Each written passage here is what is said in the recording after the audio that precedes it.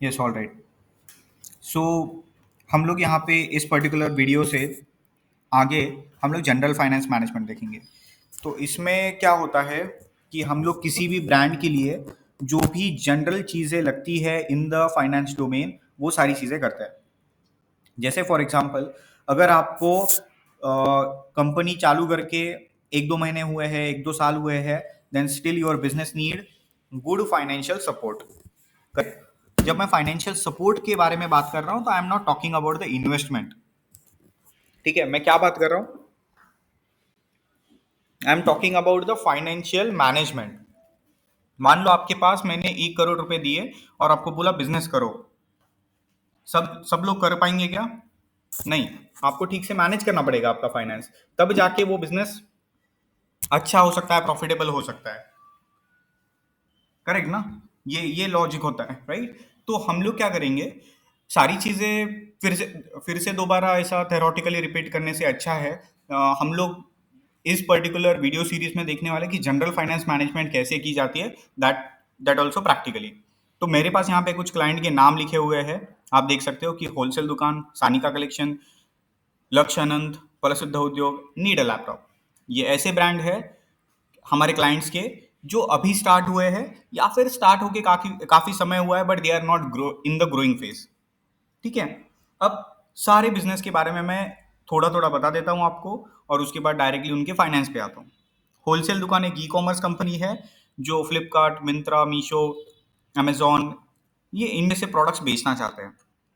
they want their e-commerce website where what they want is कि electronics item, furniture item जैसे Amazon बेचता है वैसे ही बेचे।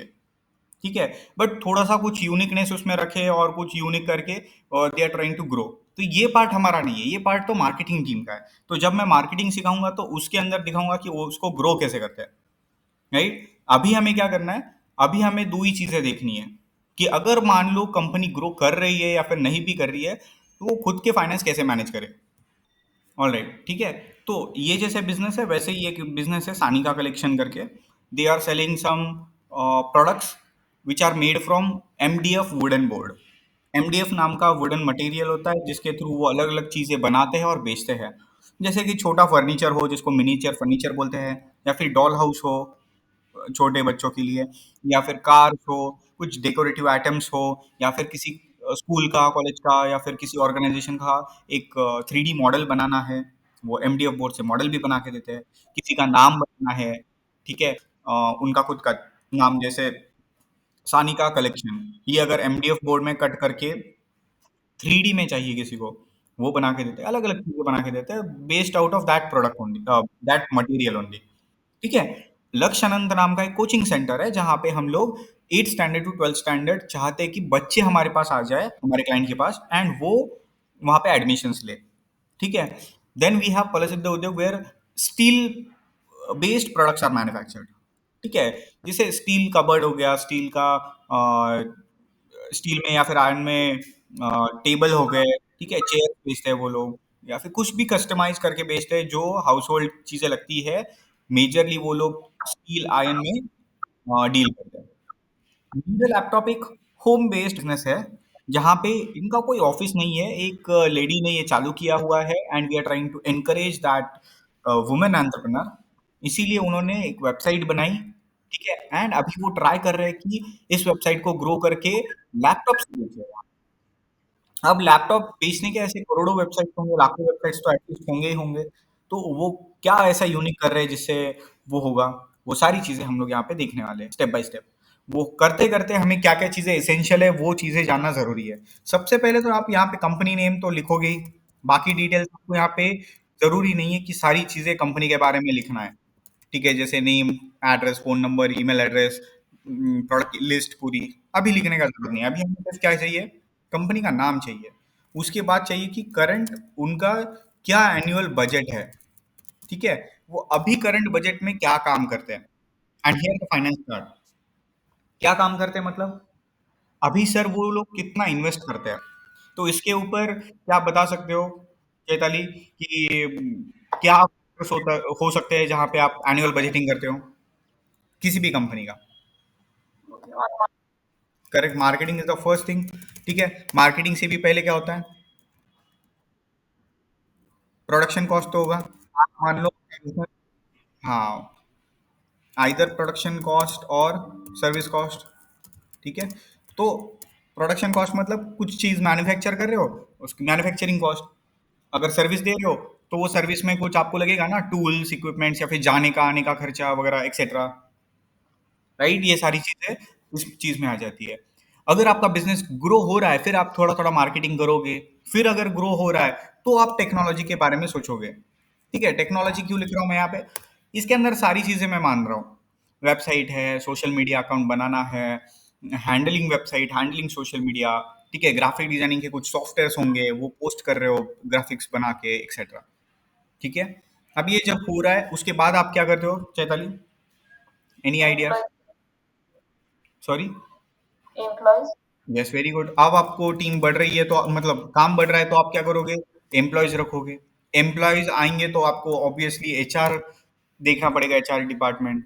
ठीक है, तो एम्प्लॉयज बढ़ेंगे, एचआर डिपार्टमेंट, ये सारी चीज चल रही है। उसके बाद आपको सप्लाई चेन भी मैनेज करना पड़ेगा।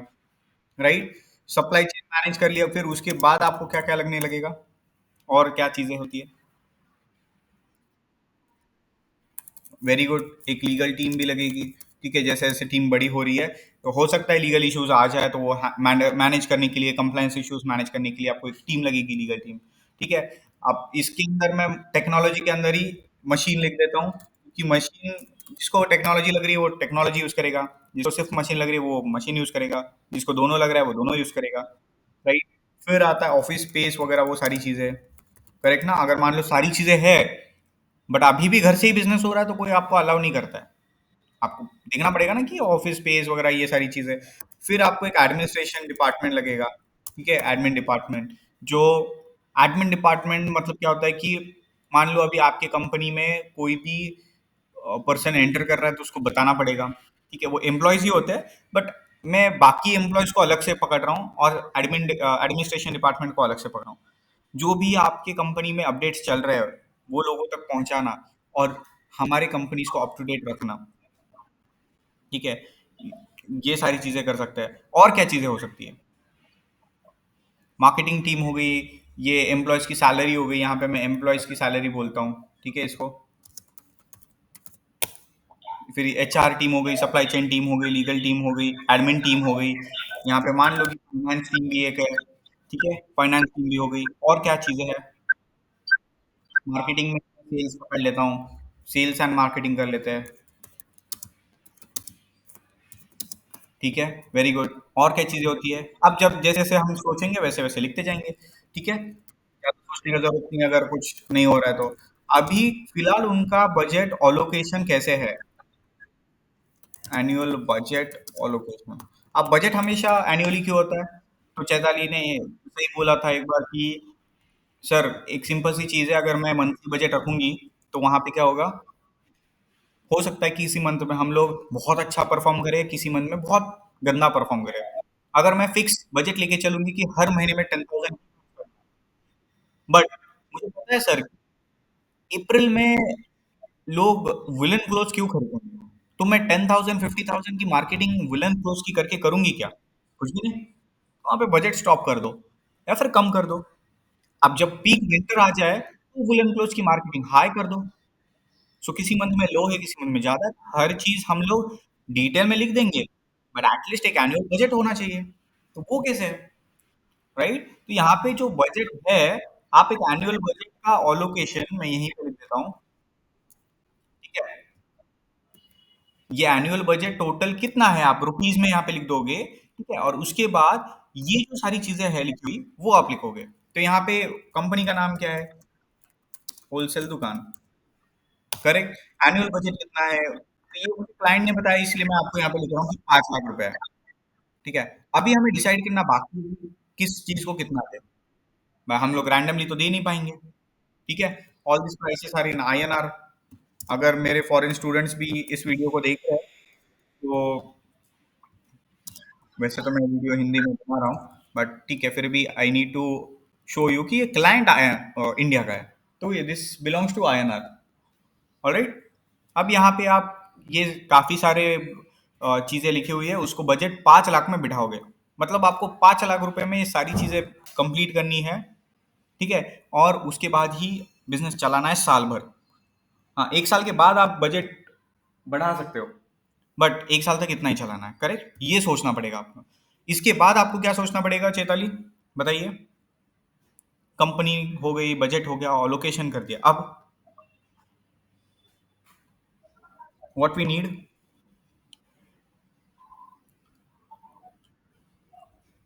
एनी आइडियाज की किसी भी कंपनी में जब शुरुआत होती है फाइनेंस, अब इसके बाद क्या लगता है हमें? बजट सोच लिया, बजट ऑलोकेट भी कर दिया, अब क्या लगता है हमें इसके बाद? कुछ तो लगता होगा।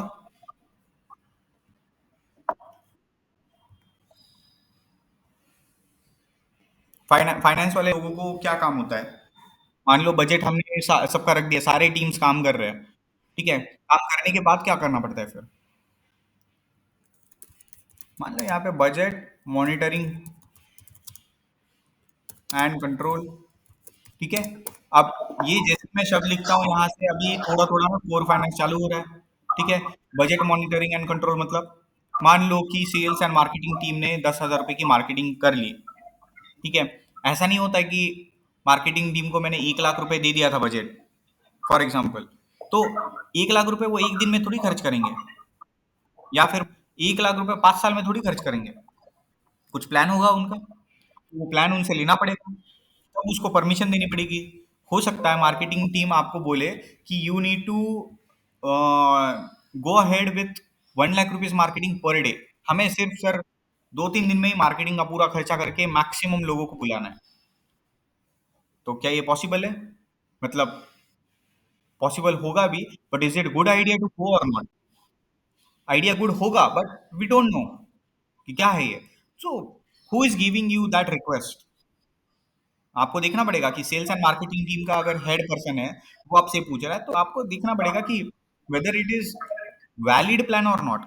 और किससे पूछोगे?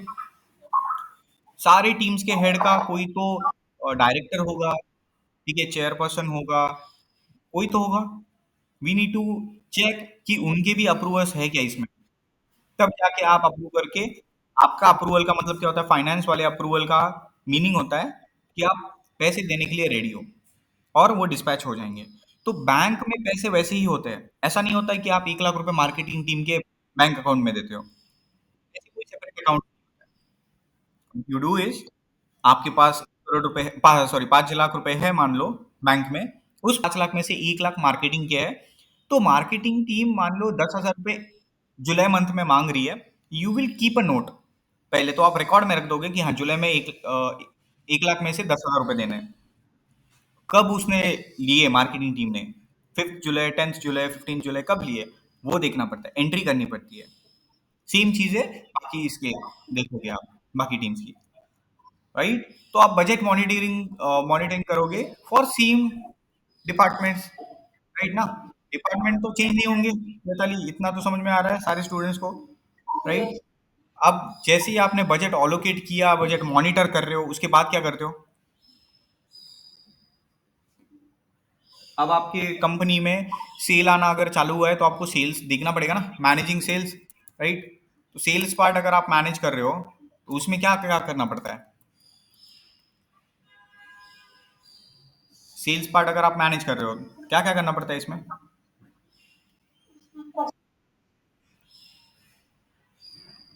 अभी अगर आप फाइनेंस सीख रहे हो, तो आपको प्रिसाइज होना पड़ेगा, फटाफट बोलना पड़ेगा आपको कि हाँ सर, जब भी सेल होता है, फाइनेंस कब चालू होता है सेल करने में? सबसे पहले सर, जब भी सेल होता है, तो कस्टमर प्राइस देखेगा और खरीदेगा, तो प्राइस तो हमें डिसाइड करना पड़ेगा। मतलब क्या है सर, यहाँ पे पहले सबसे पहले होता है कि प्रोडक्ट प्राइसिंग, ठीक है। आप पहले फाइनेंशियल मॉडलिंग से प्रोडक्ट प्राइसिंग तो डिसाइड करोगे। अब जब मैं यहाँ पे प्रोडक्ट लिख रहा हूँ, तो वो प्रोडक्ट है या फिर सर्विस है, वो कुछ भी हो, उसकी प्राइसेस आप डिसाइड करते हो पहले, करेक्ट ना। प्रोडक्ट और प्राइसेस के, प्रोडक्ट और सर्विसेज के प्राइसेस डिसाइड करने पड़ते हैं पहले। टैक्स देखना पड़ता है कि टैक्स कितना है आपका। टैक्स के बाद आपको फिर, सॉरी ये टैक्स अलग से देखेंगे, ठीक है, because it is little more detail, ठीक है, पहले आप प्रोडक्ट के प्राइसेस देखते हो, कॉस्ट प्राइस कितना है, हमारे खर्चे कितने हैं, एक्सेट्रा एक्सेट्रा, प्रॉफिट कितना रखना है, वो सारी चीजें देख के आप प्रोडक्ट के प्राइसिंग डिसाइड करते हो। ठीक है, फिर आप सप्लाई चेन टीम के, इसको क्या बोल सकते हो आप, लॉजिस्टिक्स के या फिर डिलीवरी चार्जेस। ठीक है, डिलीवरी चार्जेस मैनेज करते हो। फिर आप क्या करते हो, फाइनल सेल्स इनवॉइस। जब सारी चीजें रेडी है तो आपको करना क्या है अभी, अभी तो बिल बनाना है, प्रोडक्ट की प्राइस रेडी है, डिलीवरी चार्ज रेडी है, जैसे जैसे कस्टमर आएंगे बिल बनाते जाओ। वो बिल क्या होता है, सेल इनवॉइस होता है। राइट, अब जैसे जैसे सेल हो रहे हैं मैं इनवॉइस बनाते जा रहा हूँ और इनवॉइसेस कस्टमर तक पहुंचा रहा हूँ। फिर क्या होता है, मान लो मैंने सिर्फ कस्टमर को पैसे, सेल का एक बिल दे दिया, इनवॉइस दे दिया, क्या मेरा काम खत्म है फाइनेंस टीम का? नहीं। What you need to do is ensure करना होता है कि पैसे आप मिले कि नहीं मिले। ये कंपनी का थोड़ी काम है, ये आपका काम है अभी। अगर आपने आज बिल सेंड किया है तो पूछो, कस्टमर को रिमाइंडर डालो। विदाउट दैट आप अलाउ मत करो टीम को कि उसको प्रोडक्ट सेंड करो या सर्विस सेंड करो। अगर दे भी दिया है तो पार्शियल उसके पीछे लग जाओ। Now this need not to be only on calls, या फिर घर पे जाके नहीं थोड़ी बात करना है। ये डिपेंड करता है कंपनी टू कंपनी, घर पे जाके बात करना है, कॉल पे करना है, कि ईमेल पे करना है, कि एसएमएस पे करना है, या व्हाट्सएप पे करना है, जो भी है। But what you need to do, collection of money and, ये कलेक्शन ऑफ मनी करते हो, और लेट्स से फॉलोअप्स लेते हो।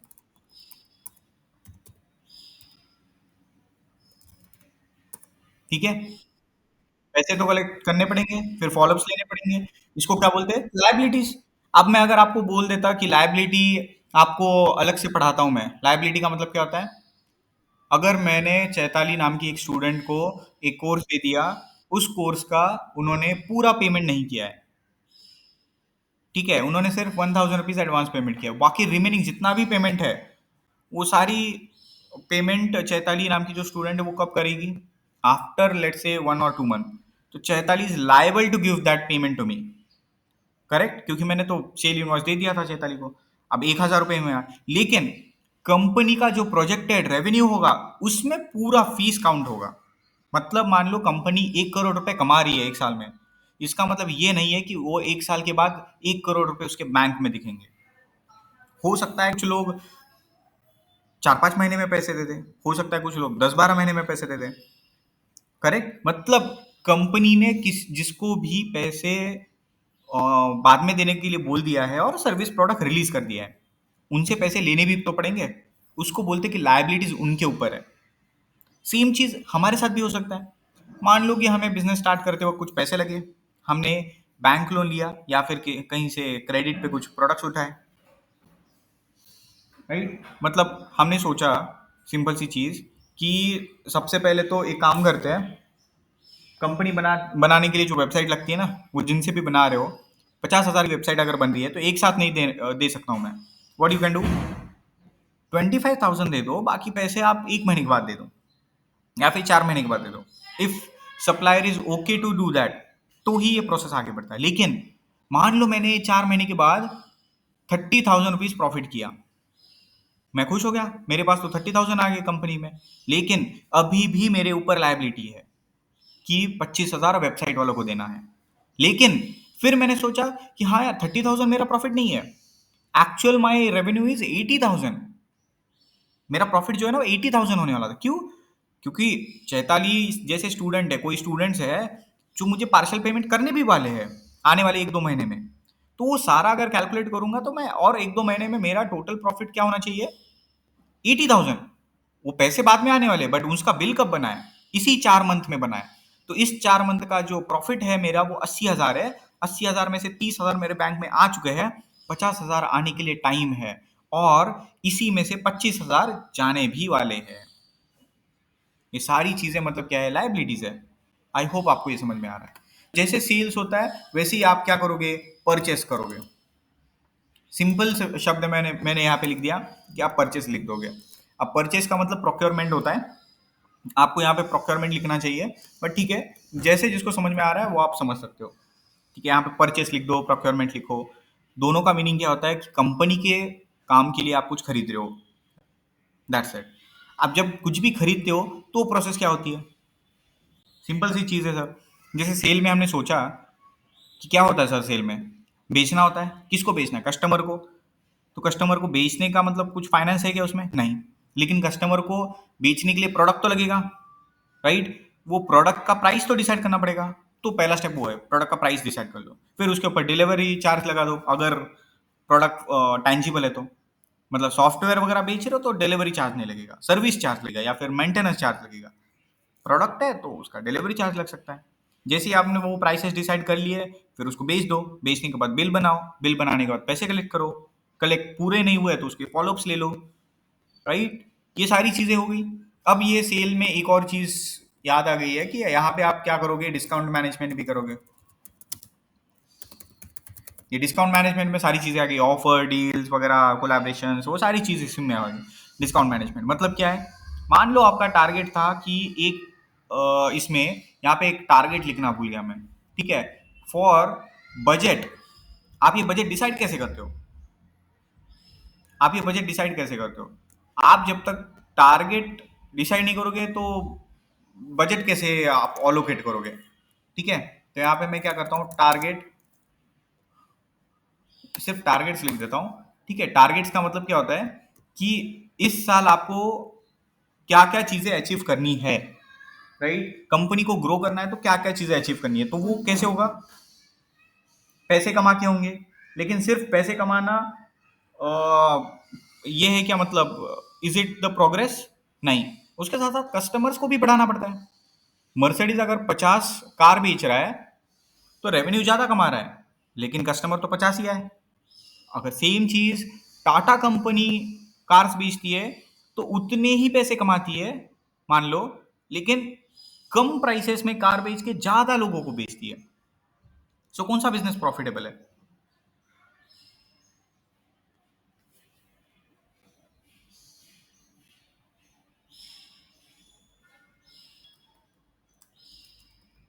ऑब्वियसली डिसाइड नहीं कर सकते, दोनों दोनों चीजें प्रॉफिटेबल हो सकती है, लेकिन हमें बैलेंस रख के जाना पड़ता है, करेक्ट? तो we need to keep balance and we need to keep growing both the things. Customers भी बढ़ाने पड़ते हैं, रेवेन्यू भी बढ़ाना पड़ता है। ये हमारा अल्टीमेट गोल है, करेक्ट ना? तो यहाँ पे हमें लिखना पड़ता है कि टारगेट्स किस बेसिस पे है। तो टारगेट्स किस बेसिस पे है? Number of customers. दूसरा क्या है? रेवेन्यू। ठीक है, और क्या हो सकता है? मान लो हमारे पास 1 लाख कस्टमर्स आ रहे हैं, लेकिन एक ही सिटी से आ रहे हैं, ठीक है, और हम लोग करोड़ रुपए भी कमा रहे हैं। दोनों चीजें बढ़ गई, कस्टमर्स बढ़ रहे हैं, रेवेन्यू बढ़ रहा है। ठीक है, अब जैसे जैसे कस्टमर्स बढ़ रहे हैं तो we can at least grow in the different space ना। 1 लाख कस्टमर्स अगर हो गए मेरे 1 साल बाद, तो क्या सुनने को अच्छा लगेगा कि मेरे एक सिटी में ही 1 लाख लोग कस्टमर है कि 50 सिटीज में 1 लाख कस्टमर्स है? फिर से डिपेंड करता है सर। अगर आप सॉफ्टवेयर बेच रहे हो, 50 सिटीज में बेचोगे, फायदा होगा क्यों? अलग अलग सिटीज में जब ये लोग सॉफ्टवेयर आपका यूज करेंगे, हो सकता है उनके आजू बाजू के लोग भी इंप्रेस होकर आपके सॉफ्टवेयर की इंक्वायरी करें। आप तेजी से ग्रो कर सकते हो।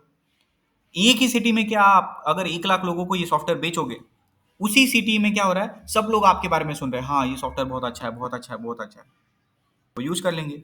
और धीरे धीरे उनके जो फ्रेंड्स बाजू के सिटीज में है, दूर के सिटीज में है, उनको धीरे धीरे पता चलता है। लेकिन सिटी के अंदर बहुत जल्दी बढ़ता है। तो प्रेजेंस भी एक चीज होती है, ठीक है, प्रेजेंस, लोकेशन वाइज, ये भी टारगेट होगा, करेक्ट? ऐसे बहुत सारे टारगेट्स हो सकते हैं।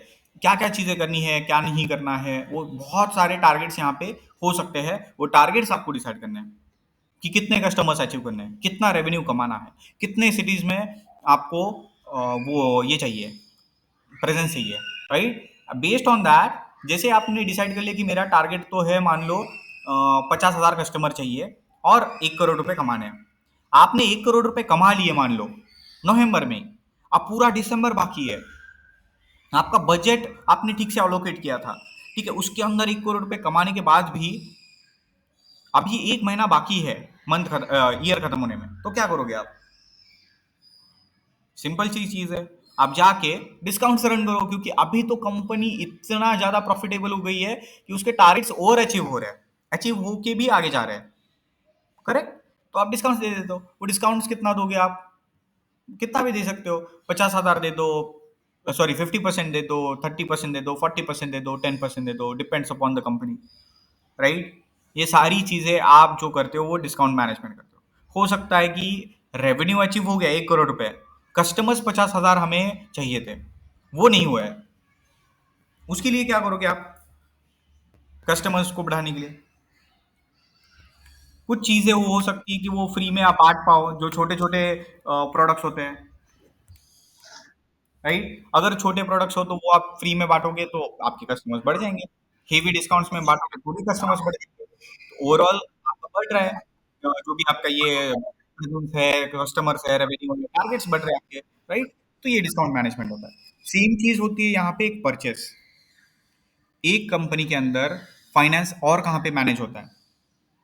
सर चीजें खरीदने भी तो पड़ती है, फर्नीचर है, एसेसरीज है, आईटी एसेट्स लग रहे होंगे तो लैपटॉप्स वगैरह वो खरीदने पड़ते हैं। एम्प्लॉयज को सॉरी, ये इसमें नहीं आता है। अगर कुछ ह्यूमन रिसोर्सेज कॉन्ट्रैक्ट बेसिस पे चाहिए, जैसे अगर आपको आपका ऑफिस पेंट करवाना हो, तो आप क्या करते हो?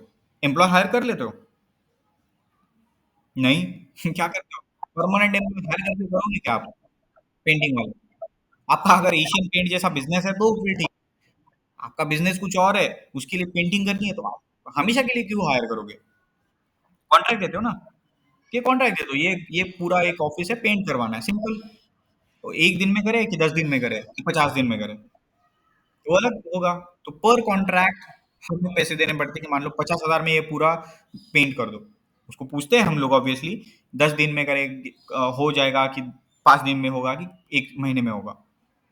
राइट। बट एटलीस्ट हमें डिसाइड करना पड़ता है कि क्या मतलब उसमें एक परमानेंट एम्प्लॉय लगेंगे कि कॉन्ट्रैक्ट। तो वो जो कॉन्ट्रैक्ट एम्प्लॉय लगता है ना, that doesn't comes under HR management. HR जाके उनसे बात करेगा क्या? मोटिवेट करेगा क्या उनको? Yes yes you can do it, come on today is the Friday. अच्छा मोटिवेट करो उसको। ऐसा है क्या कुछ? पेंट करो, ज्यादा पेंट करो, आने वाले संडे को आराम करो, कुछ जरूरत नहीं है। बिकॉज उनका सिर्फ कॉन्ट्रैक्ट है, कॉन्ट्रैक्ट करो और चले जाओ। ऐसे लोगों को प्रोक्योरमेंट टीम के अंदर ही मैनेज किया जा सकता है। राइट। तो वो सारी चीजें हैं। अब मान लो हमें कुछ भी खरीदना हो, उसको सिंपल हम लोग ऐसे सोच सकते हैं कि सर मुझे ना 3 टाइप की चीजें लग सकती है। कौन से कौन से? एक तो सर मैं हार्डवेयर खरीदूंगी, या फिर सॉफ्टवेयर खरीदूंगी, या फिर सर्विस खरीदूंगी। अगर मुझे pen, paper, headphone, laptop, printer, camera कुछ भी चाहिए, तो मैं क्या बोलूंगा? ये सारी चीजें हार्डवेयर है, हमारी टीम को हार्डवेयर चाहिए।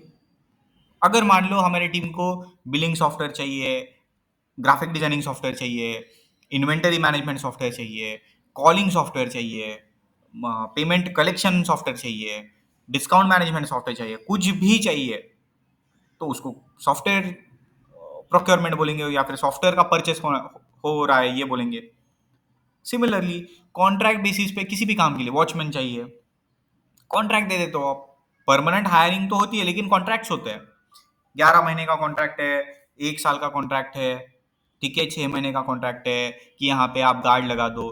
तो हो सकता है कि आप खुद का वॉचमैन हायर कर लो परमानेंट, या फिर आप किसी एक सिक्योरिटी मैनेजमेंट टीम को या फिर एक कंपनी को कॉन्ट्रैक्ट दे दो। वो यहाँ पे भी हो सकता है।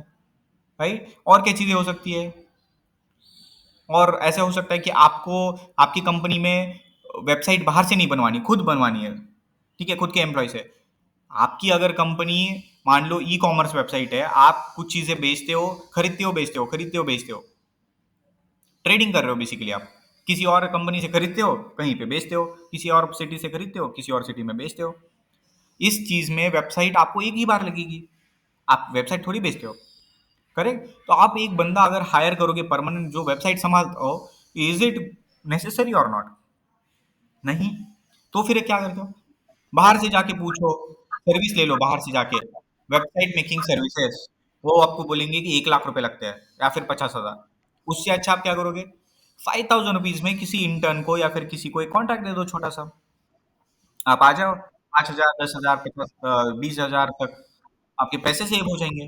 तो उस केस में वो सिर्फ मिनिमम, सॉरी, एक मिनिमल टाइम के लिए काम कर रहा है ना, 1-2 हफ्ते के लिए काम करेगा और वेबसाइट बना के चला जाएगा, राइट? अगर ऐसा कोई पर्सन आपको वो सर्विस दे रहा है, वो भी किसमें है? सर्विसेज में, हार्डवेयर सॉफ्टवेयर सर्विस, राइट? तो पहले आपको परचेस के वक्त क्या करना पड़ता है? सबसे पहले जो भी हार्डवेयर सॉफ्टवेयर सर्विसेज जो भी ये कर रहा है, मतलब रिक्वेस्ट कर रहा है हमारे एम्प्लॉयज, जिसको भी ये लगता है रिक्वेस्ट कर रहा है, you need to prepare your own technology, right? You need to prepare your own technology. क्यों? टेक्नोलॉजी का मतलब क्या होता है? आप खुद का एक पोर्टल बनाओगे जहां पे लोग ये रिक्वेस्ट डाल सकते हैं कि मुझे पेन चाहिए, कुछ लोग उसको अप्रूव कर सकते हैं, हाँ नहीं नहीं पेन तो नहीं मिलेगा कंपनी से, वो आप खुद को खरीदना है, रिजेक्टेड। ठीक है, अगर किसी को लैपटॉप का रिक्वेस्ट किसी ने बोल दिया, ठीक है, बट उसको ऑलरेडी एक लैपटॉप दिया हुआ है, वो महंगा वाला लैपटॉप मांग रहा है, रिजेक्टेड। अगर किसी का लैपटॉप ठीक से चल नहीं रहा है और वो दूसरा लैपटॉप मांग रहा है, तो क्या है फिर? Yes, we can give that. ठीक है, ऐसी चीजें आगे बढ़ते रहती है। तो इसको पहले टेक्नोलॉजी बिल्ड करना पड़ता है, फिर आप क्या करते हो? सप्लायर लिस्ट तो होनी चाहिए हमारे पास। ठीक है, सप्लायर लिस्ट किस बारे में होनी चाहिए? हमें जो भी चीजें लगती है उसके बारे में एक सप्लायर लिस्ट मेंटेन करनी पड़ती है। हमें मान लो हमारी कंपनी में टीवी फ्रिज एसी ये बेचते हैं हम लोग, तो टीवी फ्रिज एसी के सारे सप्लायर्स के नाम तो होने चाहिए, ताकि हम लोग कहीं से बार्गेन कर पाए, कुछ परचेस कर पाए, वो परचेस करेंगे तो हम लोग बेच पाएंगे। सेम थिंग, अगर काम के लिए रिलेटेड हमें चाहिए कुछ, जैसे हमें प्रिंटर चाहिए मान लो ऑफिस में एक, तो प्रिंटर कहाँ पे मिल रहा है? सप्लायर की कुछ तो लिस्ट चाहिए, भले ही वो 2-3 सप्लायर ही हो, कंपेयर तो करना पड़ेगा। एक सप्लायर आपको 50,000 में दे रहा है, कोई सप्लायर बोलेगा 50,000 तो इतना प्रिंटर होता ही नहीं है, 12-13 हज़ार में मिल जाता है, तो क्या आप 50,000 वाला ले लेते? नहीं, सेकंड सप्लायर के पास जाओगे, उसकी लिस्ट तो होनी चाहिए, राइट? तो रेगुलर चीजें आपको जो लगती है या फिर लग सकती है फ्यूचर में, उनकी एक सप्लाई लिस्ट बनाते हो।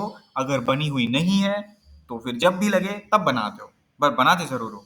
फिर उनसे कांटेक्ट करते हो, और फिर उनको कांटेक्ट करने के बाद फिर आगे चीजें बढ़ती है। बट उससे पहले एक चीज होती है कि पीआई बनाते हो आप। पीआई मतलब क्या होता है? Purchase intent. कैसे बनाते हैं, क्यों बनाते हैं, वो डिटेल में देखेंगे। फिर क्या होता है, इससे पहले एक पीआर बनाते हो, ठीक है, पैरेलली एक पीआई बनता है, ये दोनों चीजें एक साथ ही मान सकते हो आप। फिर पीओ बनाते हो, फिर उसके बाद फिर आप वो पीओ भेज देते हो सप्लायर को कि ये देखो ये 10 प्रोडक्ट हमें चाहिए और इस रेट की बात हुई है। ठीक है, वो होता है पीओ। मतलब मैंने अगर 10 टीवी का ऑर्डर दे दिया, तो मैं फोन पे नहीं देता हूँ। ठीक है, वो तो नॉर्मल बिजनेस हो गया कि फोन पे हमने बोल दिया कि 10 टीवी दे दो। मान लो जैसे ही किसी ने मुझे टीवी भेजे, मैंने बोल दिया नहीं नहीं मेरे को तो 10 टीवी नहीं चाहिए, एक ही टीवी बोला था मैंने, तो उसका तो ट्रांसपोर्टेशन का फुकट खर्चा हो गया, वो फालतू में पैसे जा रहे हैं उसके। वो गुस्सा करेगा मेरे ऊपर, फिर मैं भी बोल दूंगा कि नहीं नहीं मैंने तो एक ही बोला था। इस प्रॉब्लम को सॉल्व करने के लिए लोगों ने क्या कर रखा है, डॉक्यूमेंट बनाते सिंपल। मैं फोन पे भी कंफर्मेशन दूंगा, लेकिन एक डॉक्यूमेंट बना देता हूं जिसको परचेस ऑर्डर, पीओ ऐसा बोलते हैं, वो दे दूंगा। उसमें लिखा होता है 10 टीवी चाहिए। ठीक है, बट अगर मान लो वो 10 टीवी उसने एक एक टीवी 2-2 लाख का लगा दिया, इतने चाहिए नहीं थे ना, हमें तो 50,000 वाली टीवी चाहिए थे, तो पीओ में प्राइसिंग भी लिखनी पड़ती है। बट प्राइसिंग डिसाइड तो करनी पड़ेगी पहले। वो कहाँ पे होती है? वो सप्लायर को पूछ के प्राइसिंग डिसाइड होने के बाद यहाँ पे पीआई नाम के डॉक्यूमेंट में, परचेस इंटेंट नाम के डॉक्यूमेंट में वो लिखी जाती है। ठीक है, पूछो पहले सप्लायर को फोन लगा के कितने में है टीवी। उन्होंने बोला 50,000, आओ हमारी टीम के पास, अप्रूवल ले लो। पूछो आपके मैनेजर को, पूछो हेड मैनेजर को, पूछो प्रोडक्ट ओनर को, पूछो सबको पूछो पहले कि 50,000 वाला टीवी खरीद रहा है वो, इज इट ओके और नॉट। उन्होंने जैसे ही ओके बोल दिया तो पीओ बनाओगे, उसको सेंड करोगे, फिर उनसे एक बिल लोगे, राइट? क्या बिल लोगे? Purchase invoice. मतलब क्या है? बिल ही लेना है, जैसे यहाँ पे हमने बिल बनाया था, सेम बिल होता है उनका, लेकिन वो हमारे लिए परचेस वाला इनवॉइस हो गया। यहाँ पे सेल वाला इनवॉइस, हमने चीजें बेची उसका बिल है, हमने चीजें खरीदी ये उसका बिल है। क्यों लगता है ये सारी चीजें? क्योंकि अब एक इंपॉर्टेंट चीज आ रही है, वो है टैक्स। हो सकता है इसमें परचेस में और भी चीजें हो, जैसे जैसे हम लोग आगे बढ़ेंगे देखते जाएंगे हम लोग। ठीक है, अभी हम लोग क्या क्या लगता है? टैक्स। टैक्स क्या करना पड़ता है हमें? कैलकुलेशन करनी पड़ती है। ठीक है, calculate tax on products and services. क्यों क्यों कैलकुलेट करनी पड़ती है? जब भी हम लोग सर किसी को बोलेंगे प्राइसिंग, वो कैलकुलेट किया हुआ टैक्स वैल्यू उसके ऊपर ऐड करके बताना पड़ेगा ना, ठीक है। उसके बाद क्या करना पड़ता है फिर? जीएसटी फाइलिंग, मतलब टैक्स तो भरना पड़ेगा ना आपको, राइट। अगर आप इंडिया में हो, जैसे जीएसटी है, आप फॉरेन में हो तो कुछ और टैक्स होगा। तो जीएसटी मुझे तो जिस जिस कंट्री में जो जो टैक्सेशन है वो सारे टैक्स मुझे भरने पड़ेंगे। कैसे भरते हैं वो सारी चीजें हम लोग डिटेल में देखेंगे बाद में। अब जैसे ये सारी चीजें हो गई है, ठीक है, हम लोग चीजें खरीद रहे बेच रहे, खरीद रहे बेच रहे, खरीद रहे बेच रहे, what we need to maintain is accounts, ठीक है। यहाँ पे अकाउंटिंग एंड ऑडिटिंग लिख देता हूं मैं। मतलब क्या हो रहा है सर, कंपनी तो बहुत अच्छे से ग्रो हो रही है, सब कुछ बजटिंग वगैरह सब मैनेज हो रहा है, टैक्स भी भर रहे हैं हम लोग। अब क्या हो रहा है, हमने सोचा एक साल बाद कि प्रॉफिट तो दिख रहा है, जैसे मैंने देखा, ठीक है, 5 लाख रुपए डाले थे बैंक में, 1 करोड़ रुपए हो गए, तो प्रॉफिट तो हो गया है।